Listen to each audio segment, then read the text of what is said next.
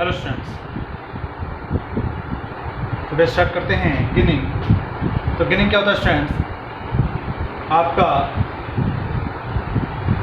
Ginning यानी कि जो ओटाई करते हैं, जैसे आप यहाँ पर देख रहे हैं गिनिंग ऑफ कॉटन मैन्युफैक्चरिंग, तो इसकी ओटाई करते हैं मशीनों द्वारा। जो ओटाई करी जाती है इसको बहुत सॉफ्ट बना दिया जाता है। जैसे आपने देखा होंगे जब रजाई वगैरह बनवाते हैं तो क्या करवाते हैं, हम गिनिंग करवाते हैं। ठीक है, तो आफ्टर द हार्वेस्टेड यानी मशीनों द्वारा इसको जब प्राप्त कर लेते हैं, cotton has been dried and much of the trash is removed,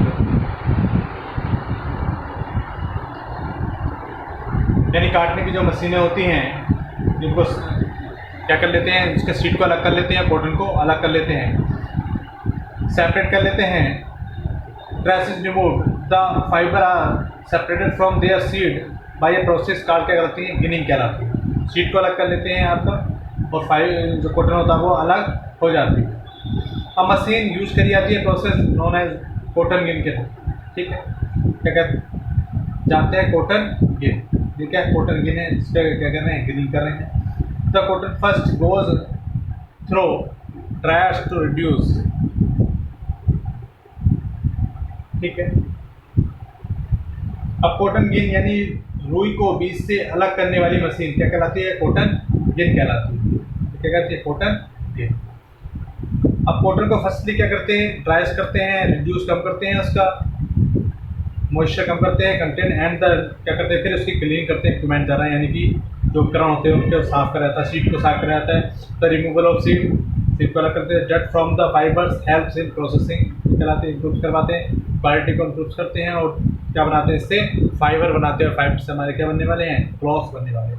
the cotton is then air conveyed to the gin stands where revolving circular saws pull the lane through closely spaced ribs that prevent the seed from passing through.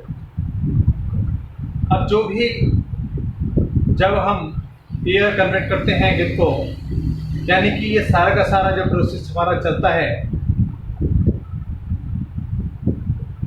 जिस type का हम देखते हैं कि जो भी हमें equipment की हेल्प से जो भी हम करते हैं, एक प्रकार से हमें जो हमें कंटेंट प्राप्त होता है, सामग्री प्राप्त होती है,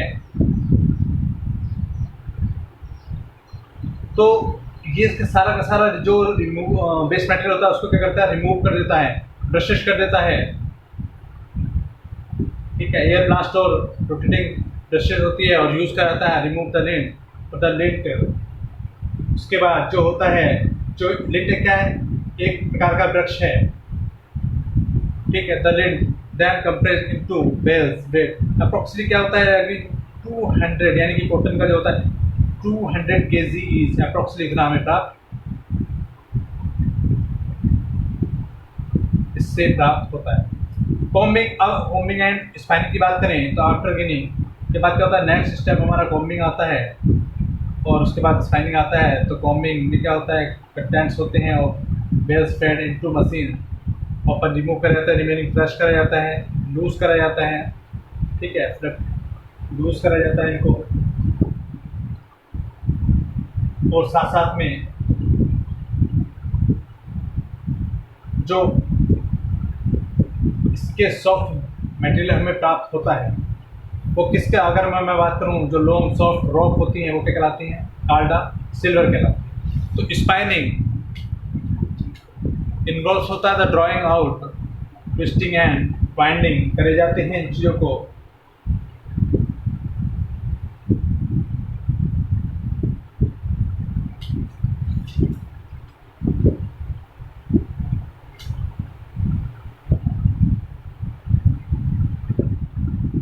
और इन सब के बाद हमें जो प्राप्त होता है वो हमें क्या प्राप्त होता है, थ्रेड प्राप्त होता है, यार्न प्राप्त होता है।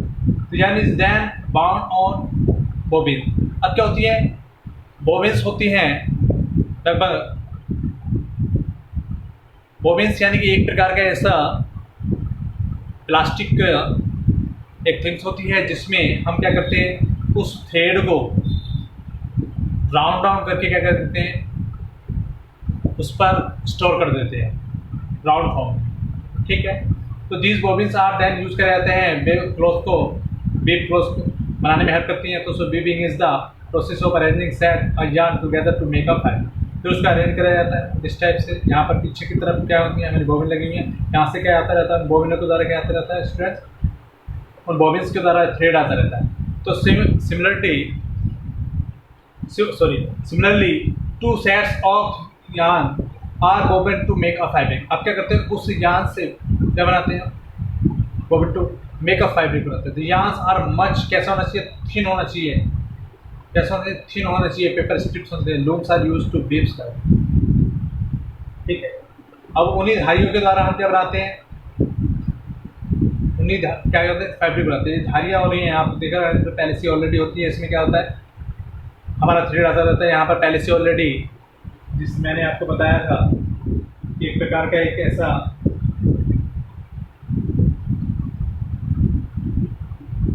करघा है, लूम है।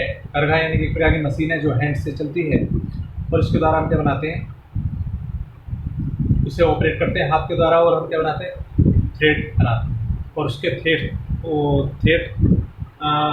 जो बनाते हैं, उस थ्रेड से हम क्लॉथ बनाते हैं, यानी कि जो भी हम मटेरियल, कपड़ा है, चादर है, जो भी है इसके द्वारा बनाते हैं। इसे हैंडलूम कहते हैं, हाथ से चलने वाला। फैक्ट्रीज में भी होता है, वो बड़े बड़े मशीनों से चलने वाले होते हैं। नॉर्मली पहले क्या होते थे, हैंडलूम होते थे। उसके बाद स्ट्रैंड, नाइटिंग। अब इसके बाद क्या होती है, नाइटिंग होता है। नाइटिंग आप जानते हैं, नाइटिंग किसे कहते हैं, बुनना।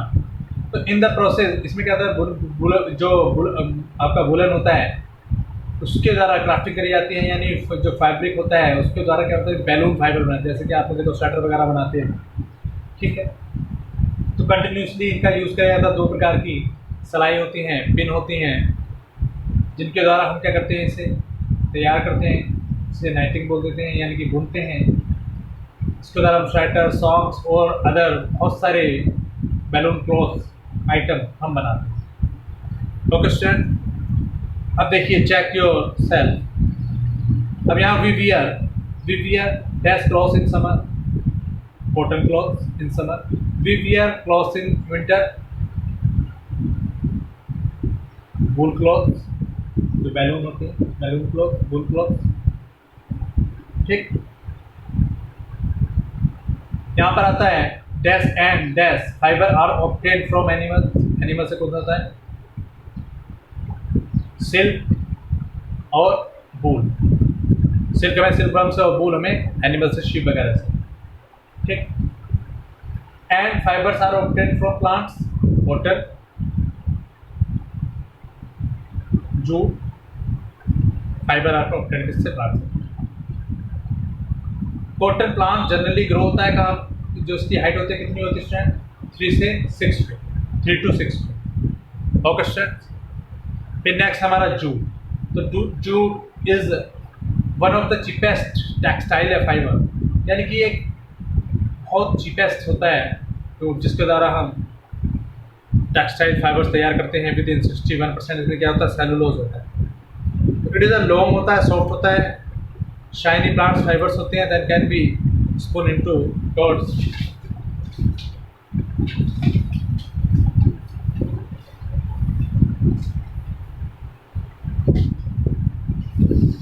स्ट्रॉन्ग थ्रेड्स होते हैं इसके, आपने देखा होगा इसके स्ट्रॉन्ग थ्रेड्स होते हैं। जूट प्लांट दिखा रखे हैं यहाँ पर डायग्राम में। तो इट प्रोड्यूस करते हैं from stem the plants of the genus क्या होता है, कोरकोरस। तो जो जूट फाइबर्स होते हैं मेनली कंसिस्ट होता है सेलुलोज और लिग्निन का। इसके द्वारा, इसके अलावा हम करेक्ट आप देखेंगे तो बनाना जो फाइबर्स होते हैं उससे भी are also best fibres, bast fibres. अब प्रोडक्शन ऑफ जूट, इसकी खेती करी जाती है, कल्टिवेट कराया जाता है ड्यूरिंग रेनी सीजन में। इंडिया में इसे उगाया जाता है। जो एलुवियल सॉइल होती है उसमें इधर जो डेल्टा रीजन है, जहाँ डेल्टा पाए जाते हैं, वहाँ पर रिवर के आसपास, गंगा के आसपास, ब्रह्मपुत्र के आसपास इसको उगाया जाता है। एशिया में, इंडिया में और बांग्लादेश में से विशेष specially West Bengal, Bihar, Assam, cheap jute crossing, यानी कि यहाँ पर इन चीज़ों को, जूट को सबसे ज़्यादा इसकी खेती होती है। तो जिस टाइप का प्लांट्स होता है जब ये मैच्योर हो जाता है उसके बाद हम क्या करते हैं, इसको काट लेते हैं। काटने के बाद इसको पानी में वाटर के अंदर इसको रख देते हैं कुछ देर के लिए। इसके बाद ये सॉफ्ट हो जाता है और उसको फिर किसी स्टोन वगैरह पर, पत्थर वगैरह पर मारने के बाद ये थ्रेड में, रेसों में चेंज हो जाता है। ठीक है, तो ये था हमारा स्टूडेंट्स। और फिर उसके क्या कर लेते हैं, उसको ड्राई कर लेते हैं। और ड्राई करने के बाद हम फिर क्या करते हैं, जो भी हमें कलर देना होता है उस कलर कर लेते हैं। और स्पेशली इससे आपने देखोगे जो बोरी वगैरह होते हैं, जो बोरे होते हैं, एक तो प्लास्टिक के होते हैं, आपके जूट के बोरे होते हैं, तो ये सामान जैसे चटाई वगैरह ये चीज़ हमें तैयार करते हैं। ओके स्टूडेंट, इसका use jute emits neither toxins gases, so it is कैसी होती है, एनवायरमेंटल फ्रेंडली होता है, हार्मफुल नो केमिकल्स होते हैं। इट इज़ बायोडिग्रेडेबल होता है, दोबारा से इसका यूज़ कर सकते हैं। बायोडिग्रेडेबल होता है। जूट पैकिंग में जूट का यूज़ करा जाता है। मटेरियल में मैंने आपको बताया बहुत सारी चीज़ों का पैकिंग में, जैसे कि बोरे वगैरह बनाने में यूज़ करा जाता है। तो ये था हमारा चैप्टर स्टूडेंट। अब डिसएडवांटेज देखते हैं। तो इसके डिसएडवांटेज क्या है, when export to water, jute also कैसा होता है, क्विकली हो जाता है, बहुत जल्दी ये बेकार, बहुत जल्दी वाटर के संपर्क में आने पर बहुत जल्दी बेकार हो जाता है स्ट्रेंथ। ठीक है, टेंसिल स्ट्रेंथ होता है, फाइबर्स स्ट्रेंथ होते हैं, जो मॉइस्चर कंडीशन होती है उसमें बेकार होने लगता है।